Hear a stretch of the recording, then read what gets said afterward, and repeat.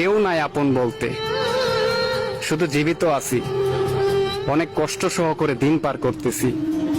তার কথা মনে পড়ে রোজ গভীর রাতে, অনেক ভয়ঙ্কর কষ্টের মোকাবেলা করি।